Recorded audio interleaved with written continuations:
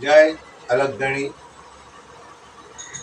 આપણે કોઈ પણ નિયમ લઈએ છીએ, પ્રભુ ભક્તિનો નિયમ લઈએ, કોઈ પણ નિયમ લઈએ, કોઈ દેવસ્થાને જવાનો નિયમ લઈએ છીએ, કોઈ અગરબત્તી કરવાનો નિયમ લેતા હોય છે, કોઈ એમ કે દર રવિવારે માતાજીના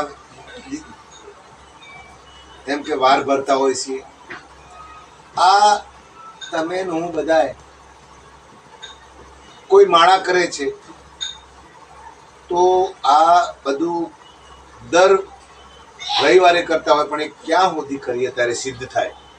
શાસ્ત્ર સંતો મહાપુરુષો કહે છે કે 7 વર્ષ એક ધારું, એક પણ દિવસ તૂટે નહીં, અને 7 વર્ષ અરે વધારે કીધું છે કે 12 વર્ષ સુધી કરો ને, 7 વર્ષથી 12 વર્ષ સુધી, ત્યારે એ તમારી તપસ્યા સિદ્ધ થાય.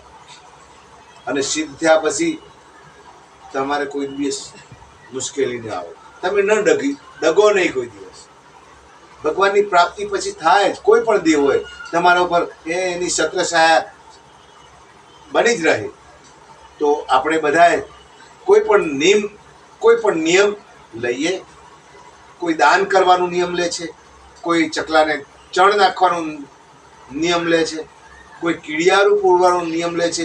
તો કોઈ પણ વ્યક્તિ મનુષ્ય અવતારમાં આવ્યા છે, કોઈનું કોઈ નિયમ હંમેશા લેવો જોઈએ.